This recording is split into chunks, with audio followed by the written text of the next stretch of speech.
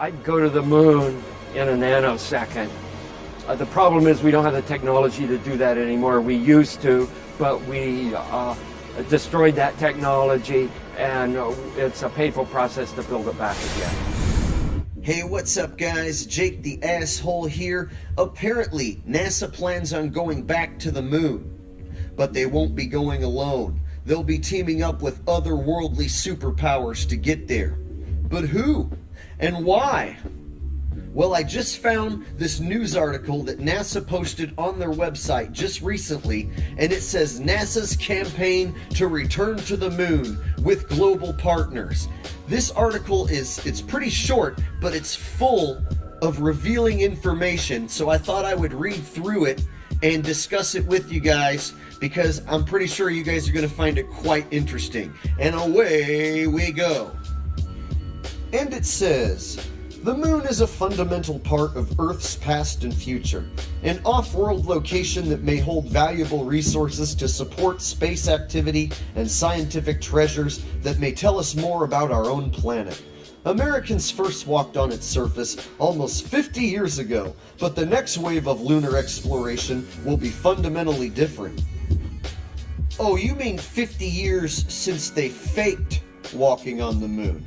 Yeah, I bet it will be fundamentally different to fake it this time, since the last time you faked it. Because last time, you faked it quite badly, NASA. Yeah, the last time was pretty ridiculous, so I would hope that it's fundamentally different this time around. For your sake. Let's continue, shall we? Through an innovative combination of missions involving commercial and international partners, NASA's robotic lunar surface missions will begin as early as 2020, focus on scientific understanding of lunar resources, and prepare the lunar surface for a sustained human presence, to include the use of lunar oxygen and hydrogen for future lunar vehicles. The lunar surface will also serve as a crucial training ground and technology demonstration test site where we will prepare for future human missions to Mars and other destinations.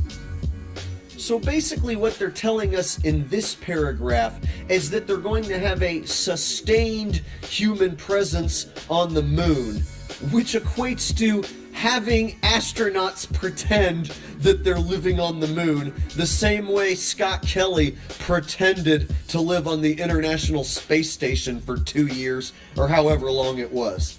Yeah, the same way Scott Kelly hung around in a harness in front of a green screen doing backflips, pretending to be on the International Space Station.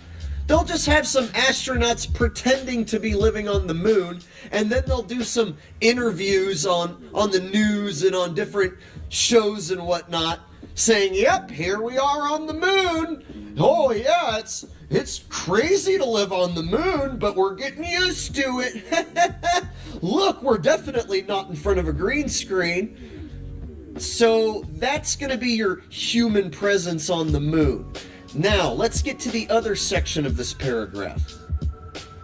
So I found the last part of this paragraph to be rather interesting because it says the lunar surface will also serve as a crucial training ground and technology demonstration test site where we will prepare for future human missions to Mars and other destinations.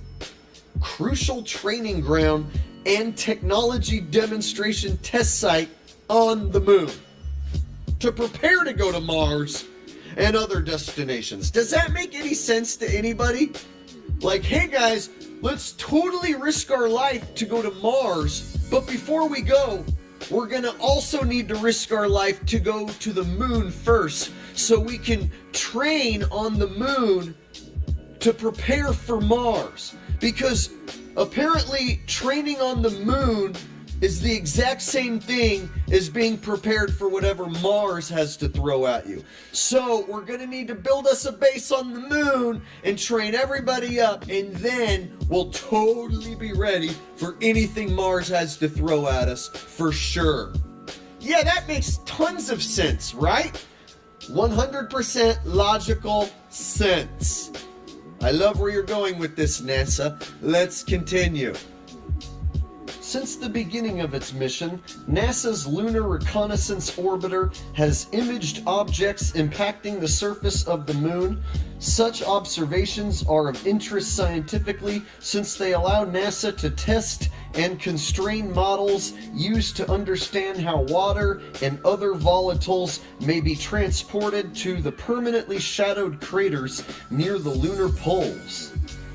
In the coming months, the first Israeli spacecraft will land on the moon, and partnership with NASA has helped make this possible. NASA will not only help with observation from LRO and communication support during the mission, but has also developed a laser retroreflector that will fly on board the Israeli lander. So here you have NASA admitting to a partnership between themselves and the Israeli space program, and that they're going to help with the communication support during the Israeli lunar mission. Not only that, they're going to also hand over this retroreflector that the Israelis are going to take to the moon on behalf of NASA, which you know, of course, then they're going to say, look, when we shine our special laser at the retroreflector on the moon, it retroreflects back at us. So that's how you know for sure that we went to the moon, and the Israelis did too. Wink, wink. So that's my guess is what this retroreflector is going to be for. And so they're straight up admitting NASA works with the Israeli space program. So what I find interesting about this whole NASA partnership with Israel is that NASA is said to be started by Nazis.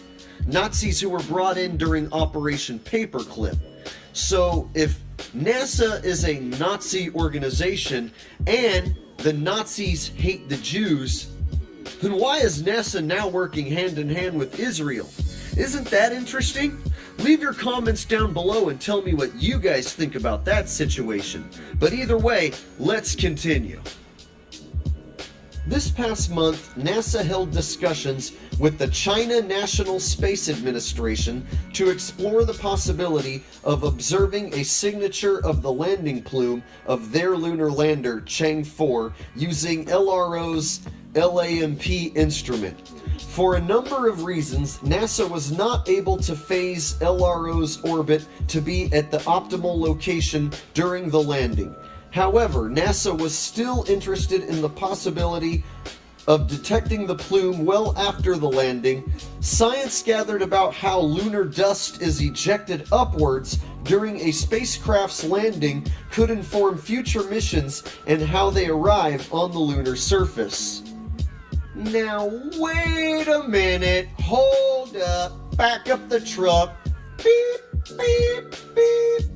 NASA, just you wait a gosh darn gall darn minute there. Didn't we already figure out back when you guys sent lunar modules and different spacecraft to the moon, didn't you already figure out that there is no such thing as a dust plume being injected into the air? There isn't a such thing, because on the lunar module that you sent in 1969, which supposedly weighed somewhere around 10,000 pounds, it landed on the moon without creating any sort of impact crater and no dust ejected upwards to settle on the boot. Take a look at that boot. Looks pretty gosh darn gall darn clean to me, NASA. So didn't we figure this out already back in '69 that dust doesn't go up in the air in the moon? There's no air, no dust, no chance of any crater being made by any sort of spacecraft. It's physically impossible. Otherwise, dust would have been ejected into the air and settled on the boot of the lunar module. But clearly, we have the photos to prove that that doesn't happen. So why on Earth, no wait, it's not on the Earth, why on the moon would you need to study China, their fake moon landing plume, so that you can figure out how the particles are going to be injected into the air when you already know that it doesn't happen? So yeah, definitely some food for thought there, huh? Let's continue. Since the Chinese landing, LRO instruments have been collecting data that are currently being analyzed. LRO is expected to image the Chang 4 landing site on January 31st in a manner similar to what was done on Chang 3.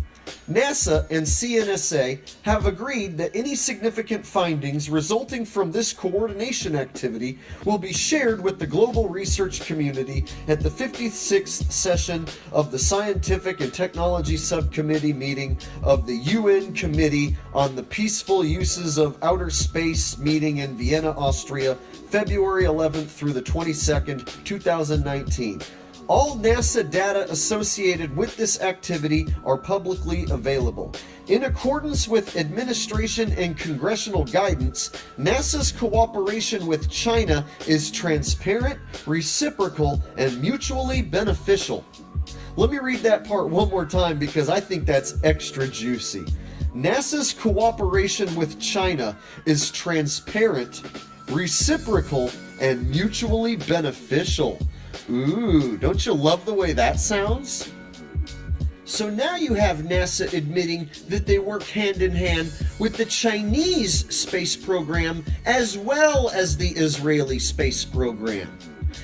Often I've heard people say things like, why doesn't China expose the fake moon landings that the US did in the 60s? Or why doesn't Russia expose the fake moon landings? Like, why doesn't so-and-so country expose the fake moon landings? Well, clearly, all the major world governments are working together to fake space together. So if they're working together to fake space exploration and it's mutually beneficial, then of course they're not going to expose each other. When it comes to exploring outer space, when it comes to fake exploring outer space, and protecting Antarctica, man, all these world powers are the best of friends. We're definitely not enemies when it comes to space and Antarctica. Oh man, we're enemies everywhere else. We might just shoot those nukes off and blow each other up at any time. Oh, except when we go to outer space or to Antarctica. Then we're the best of pals. You see how that works? So next time I hear someone say, why doesn't so-and-so country expose the fake moon landings? Because so-and-so country works alongside our country and all the countries. Get it? All the world governments are working together as a one world government.